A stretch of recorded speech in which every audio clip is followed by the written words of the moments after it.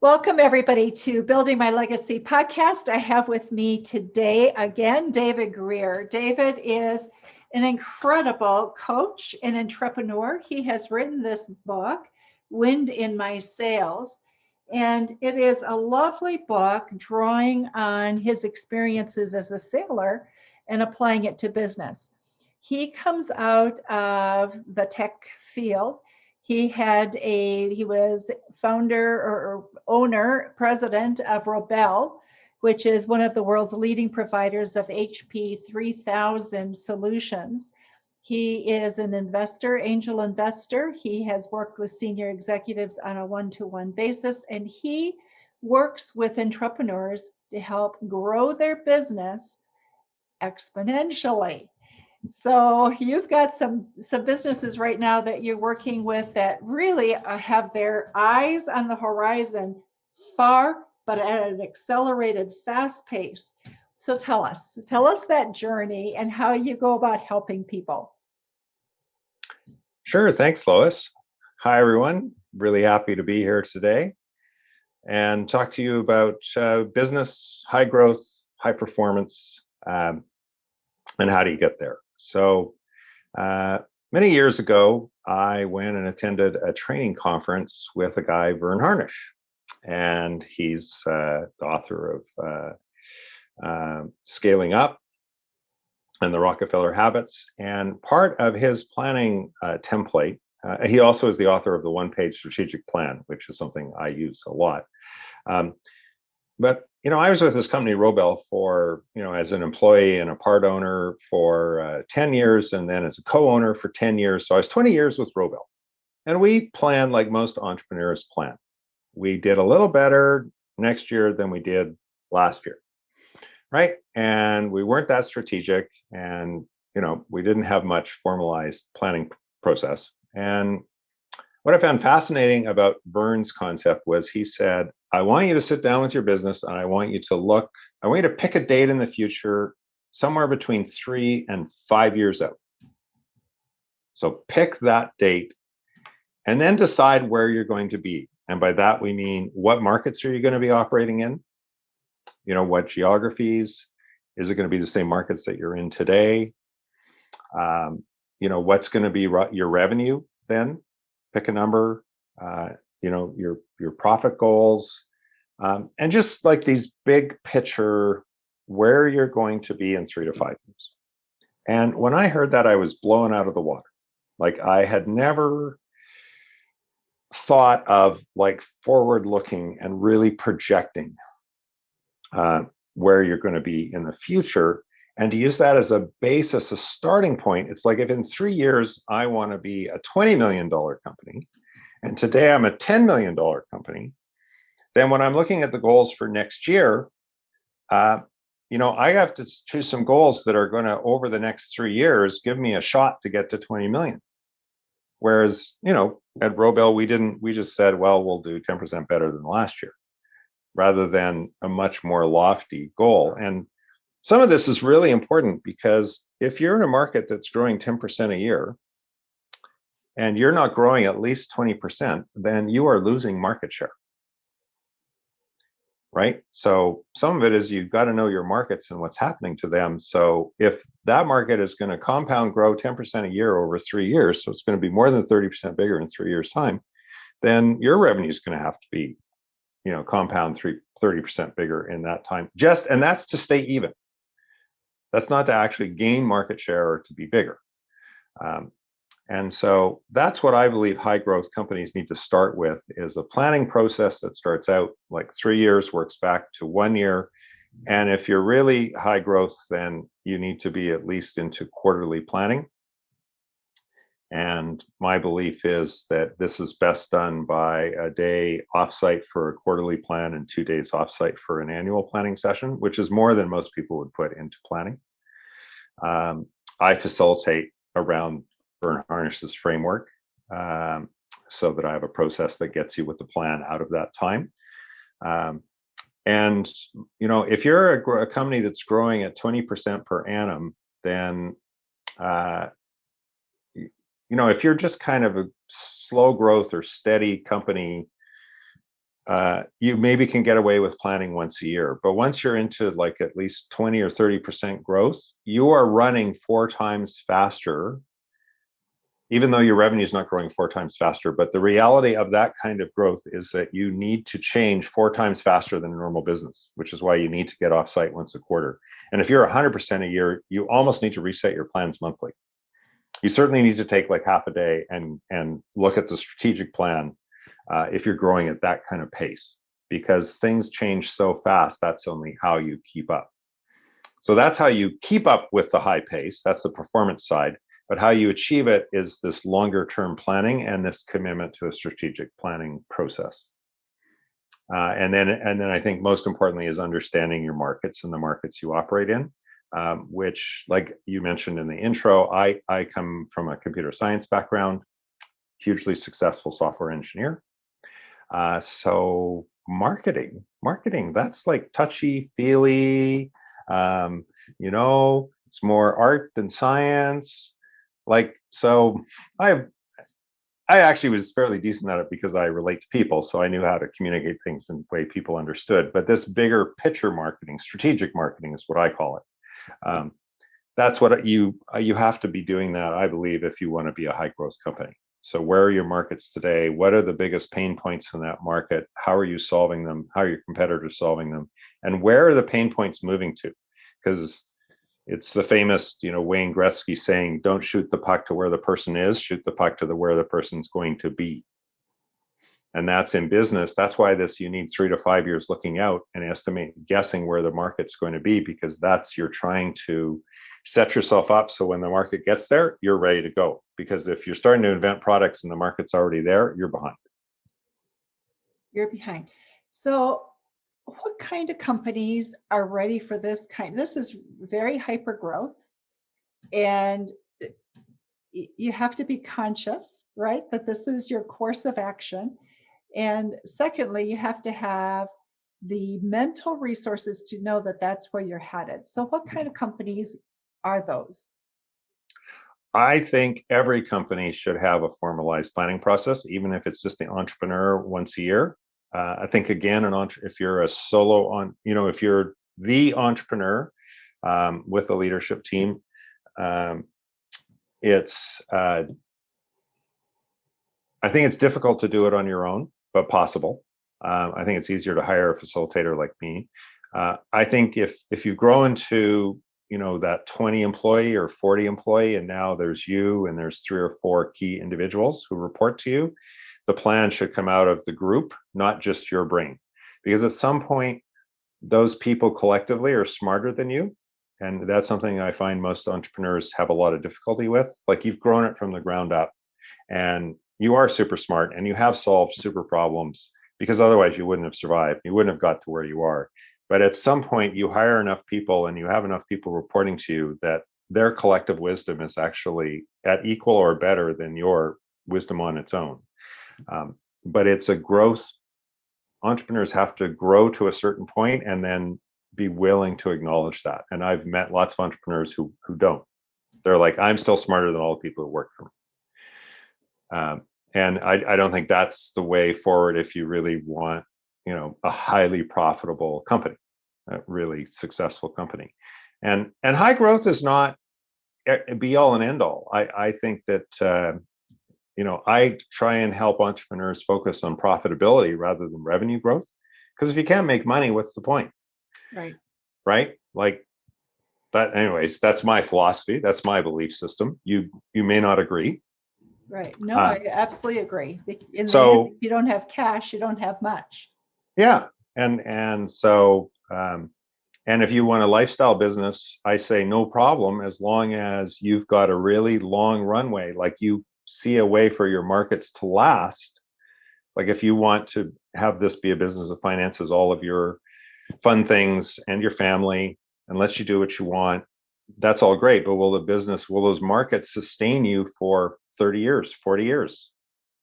Right? Like in IT and software, there's no way. Like, things change way too fast for that to be the case. There's other markets where that's perfectly acceptable.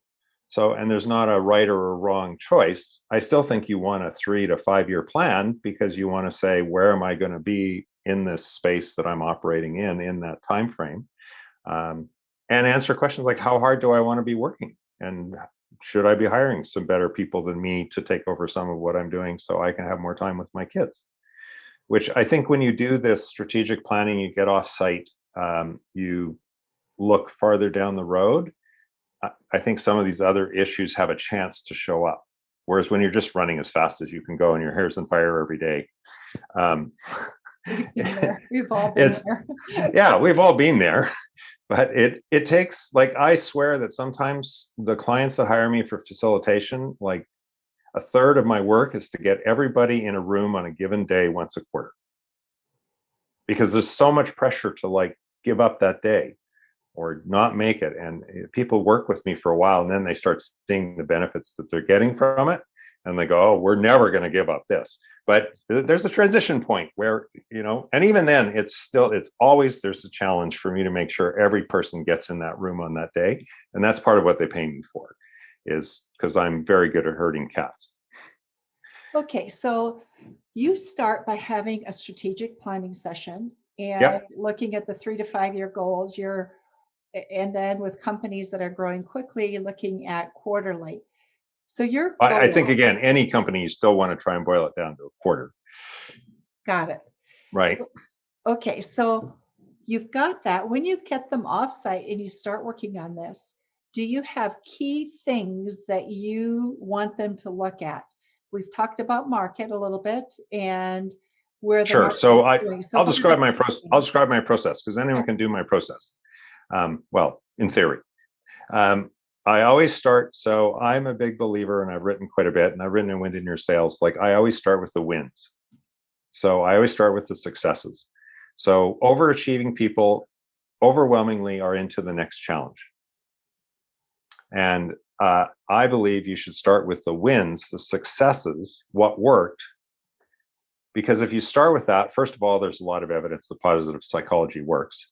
And that sets up the room and the people with their successes and a positive psychology experience. And then when you start looking at the challenges, it helps right size them, because you can say, oh, right, but look at this huge, massive, unattainable thing that we thought we could never do, we did last quarter. So maybe this challenge is not,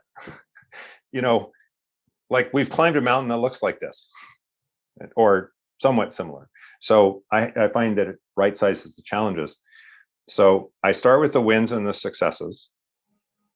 And I start with demonstrations of core values. So we haven't talked about core values, but a lot of my work is about discovering and implementing and staying with a set of core values or behaviors, the way you want everyone in the company to behave. So share some specific people examples and people successes, as well as, like, we achieved this goal, but hey, I really want to tell you about Tom and what Tom did so that we could achieve that. And then I focus on the challenges.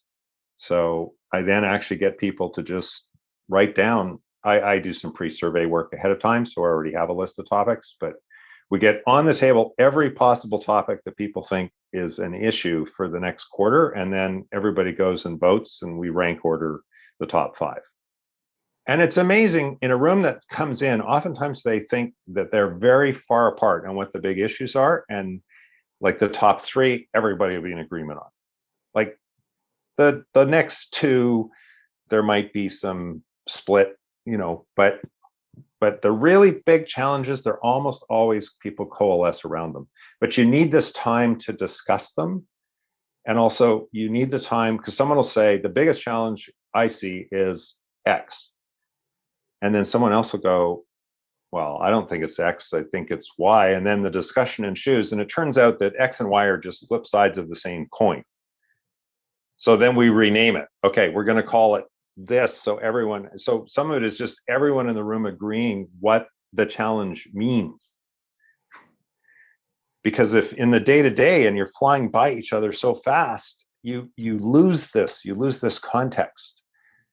And so what you thought that Sue was talking about was a challenge, and Bob was talking about a challenge, were completely different challenges, but they're actually completely related. The language around them was different, but the core, the root So some of the work I do is actually getting to the root of what the real challenge is. And then figuring out, okay, is that really the highest priority things? And then we look at those in the context of the 1-year plan and where you want to go in 3 to 5 years. Like, do these still make sense, right? Or are we getting sidetracked for some reason? And it's quite rare, but it's always worth a sanity check. And then, so what the hell is the plan for the next 13 weeks to go kill the biggest challenge? So, and then what can we do to ensure success? Like a lot of things is removing clutter and background and distractions and drains that pull us away from our day-to-day work. So that's the core of a quarterly planning session, is what I just described. Achieving it in an 8-hour day, 7.5-hour day. A lot of work in 7.5 hour day. It's actually quite hard, but that's okay. That's what I do. What I'm also hearing you say is you put together basically an action plan, at least the broad strokes of the action plan, so it gets accomplished in the next 13 weeks. Yes, and then out of the Vern Harnish stuff, so out of it comes this 1-page strategic plan, which has your core values, has where you're going in 3 years, where you're going in 1 year, where you're going to go in the quarter. But then separately, we create a document called Who, What, When. And that's like, as much as you can in the quarterly session, you fill in all of the details for the big picture rocks, and only at a level of detail that everyone on the senior leadership team needs to know about. So if it's like deep down into engineering, that's the engineering group, or maybe the engineering and the manufacturing group need to talk about that. So there's an art to keeping the who, what, when list at the right level of detail. And then part of what I coach around is a weekly management meeting where you discuss the toughest, brutal facts that are in front of you and what you need to do about them, and then coming up with next week's who, what, when. So Vern Harnish talks about reviewing your key numbers. Everybody having a key number and reviewing it weekly. Talk a little bit about that, because I think that is one of the weaknesses of many of us entrepreneurs. So the idea is that only a few numbers drive your business. And I've had clients I've worked with for quite an extensive period of time, and they still haven't, like, we put a lot of time and effort and we still haven't figured out what the key number is. We've measured a whole bunch of things, but then they haven't turned out to be as impactful as we thought. So Vern is right, but it's harder than it looks, is what I want to say. So here's an example. It's probably in my book, Wind in Your Sails. Let's take it from sales. So in most complex sales, if you work it all out, you work out a sales process, and at the end of it, you get a closing. So, right, somebody's, your company and the client signs an agreement for what's going to get delivered. But you keep backing that up. And, first of all, you have to figure out, do they have a real need? Is there real pain? And all of these. And so how do you measure progress against these? Well, some of these are very hard. Sometimes you can have certain documents and you can say, if you pass this document, if this document is signed off by us and the client, we're halfway through the sales cycle. But in a lot of cases, it's really, you just boil it down to, are you having conversations? Are you, Mr. Salesperson, having conversations with the prospects? And that is the key leading, in many sales situations, that is the key leading indicator, is how many conversations a day is every salesperson having? And then if you look at a week, 5 days, I know we're recording this on the US Memorial Day holiday, so only be 4 days for them this week. But if we look at 5 days, if say your goal is 10 conversations a day, and you have none on Monday and none on Tuesday, so your goal then is going to be 50 for the week.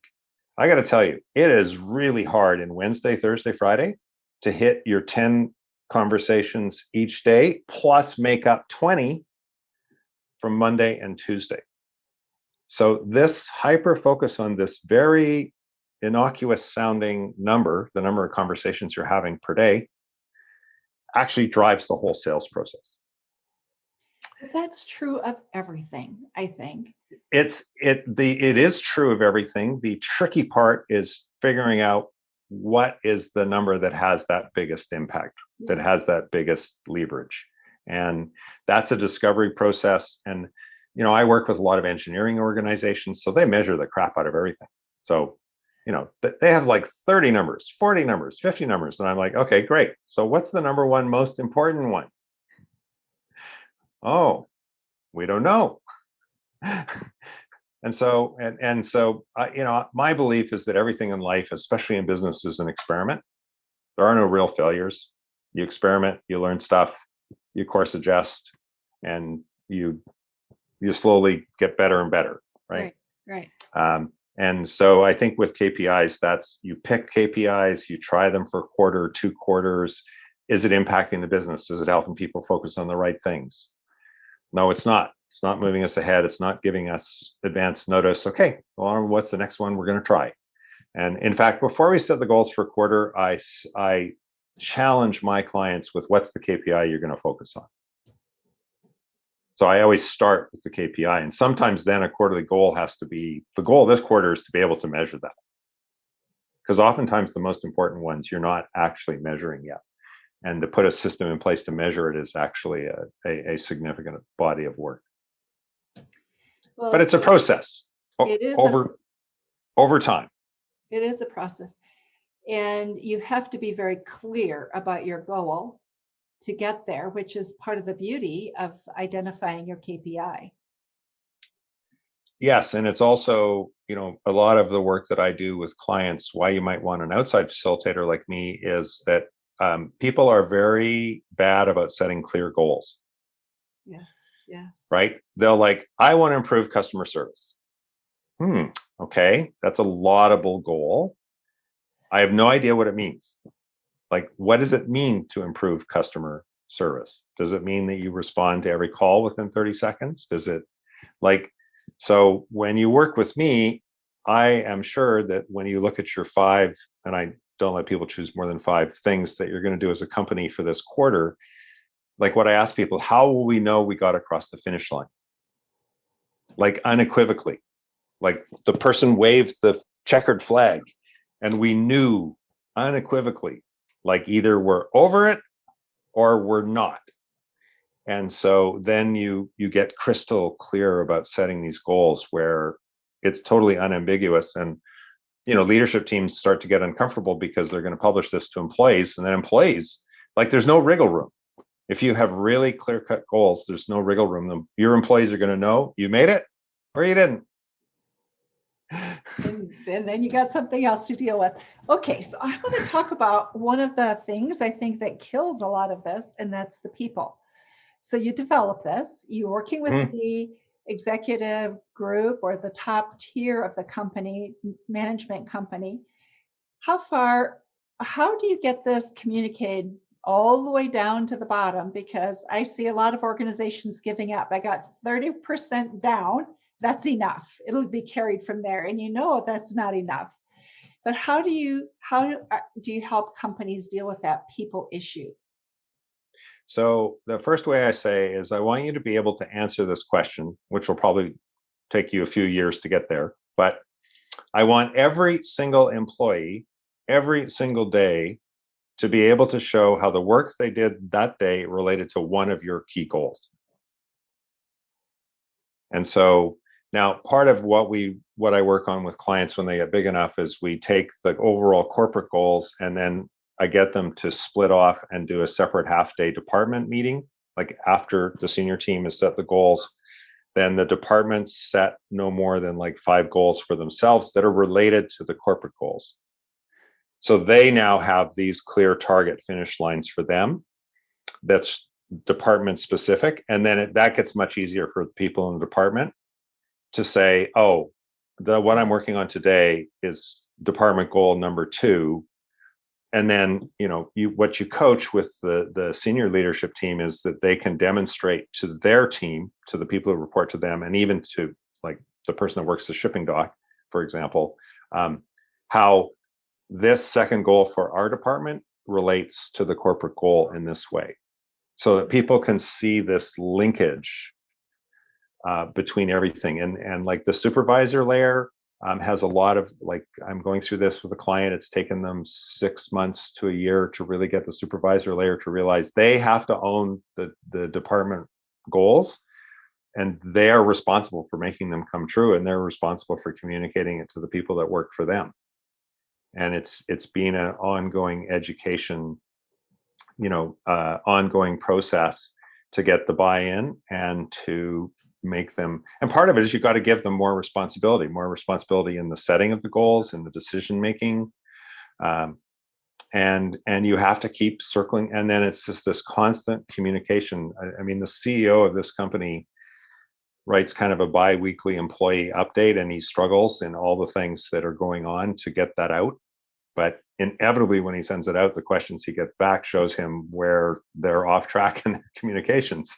And so many employees have come up to him and said how important, because a lot of what he writes not only a screen and a bit, is trying to relate where they are to their goals and how it relates to what everyone's working on. We're trying to finish this product release to go to this trade show so that we can show it to this client so that we can achieve this goal of sales in the quarter. People want to be involved, I think, in the business. They want to understand how what they do fits into the business. Mm-hmm.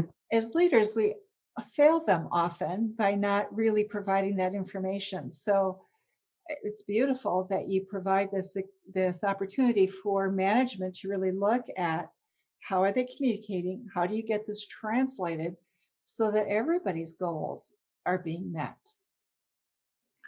And if you look in Vern's stuff, like the best practices in the Vern Harnish stuff and the scaling up, there's like, I can't remember if it's every day or every week, but it's one of the other. Like every employee will know.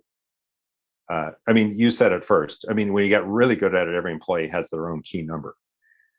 And they know how that key number relates to everyone else's key numbers, so they can see a linkage. They're not just operating in a vacuum. Right. And they know every day whether that number went up or down. Like it's building systems that can give this kind of real-time feedback. There's a company I feature in Wind in Your Sales, is an alarm company based in Vancouver, who there's a dirty little secret in the alarm business, which is when an alarm goes off, generally nothing happens. That's the secret. And he founded the company called Providence Security with the brand promise: 5 minutes to your door or your money back. Oh, wow.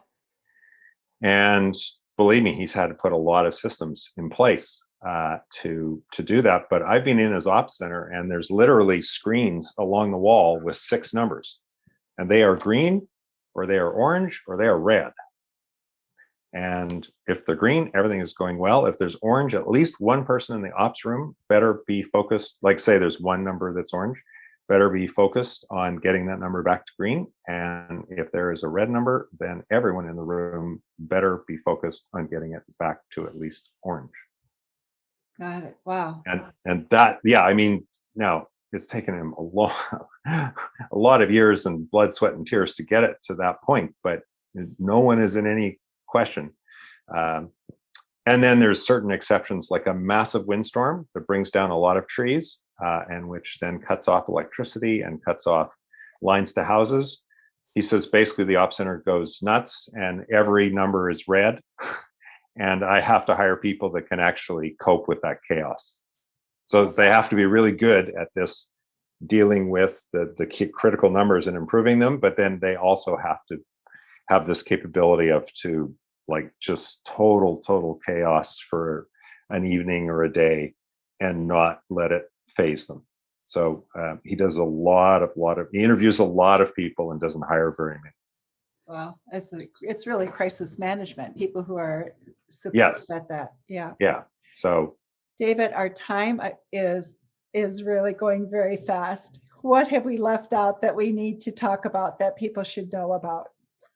I think what we left out was more talk about people, culture, hiring for culture, which to me really is about hiring for certain behaviors. And then I think that's another way how you create high performing businesses. And but I think that is that's a whole podcast in itself. So we'll have to leave that for another time. So big picture, 2 things that you should think about, or 3 things relative to that, and then we'll come back to that. Nice. A couple things just for that to come back. Culture is a discovery. It's not people try and be altruistic. We should be nice people, which if that's in your culture, that's great. That should be part of your culture. But there are many examples of companies. Bill Gates was not known for being a nice guy when he was CEO of Microsoft. I mean, people feared him coming in the room and hoped he'd come in the room, even though they were going to totally dress you down and call you stupid and a useless software engineer, because he was so smart, he'd see every hole in anything you did. So culture is a discovery process. What is your culture? If you want to change it, then that's a different issue. And then, how do you keep culture alive in your business? Are you prepared to actually fire people if they violate your cultural norms? Do you make sure you only hire people who fit your cultural norms? I coach a lot around hire for culture first, skill second. And almost all of our hiring processes, what we advertise for, all of that is flipped. Oh, you got to have this skill and you got to be able to do this thing. And oh, by the way, are you this kind of person? No. Are you this kind of person? This is the kind of company we are. Would you like to work for a company that has these characteristics and behaves this way? Great. Then we should talk. And then let's find out what skills you've got. We're going to come back and talk about this because this is huge. And I think a lot of companies start down this road and then they kind of, after several years of working on it, go on to the next big trend and never really deal with culture, because it's not easy to define.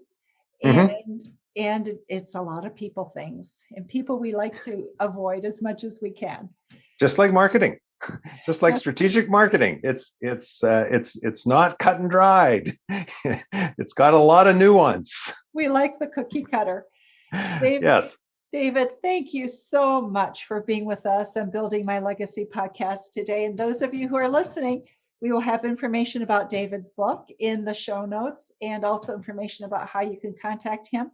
He'll be a great resource if you are looking for a coach for your business. So please, we encourage you to follow up and connect with him. And if you have trouble, just let us know. We'll be glad to make that connection for you. Thank you so much for being with us on Building My Legacy podcast. And be sure to see our website at www.buildtomorrow.com. And David, thank you. You are wonderful. Thank you so much. It's been fabulous and a privilege to be here on your show today. Thank you for watching my video. Don't forget to like, subscribe, and click the bell button above. Leave comments. We'd love to hear what you think. And visit our other social media links as well. Thanks much.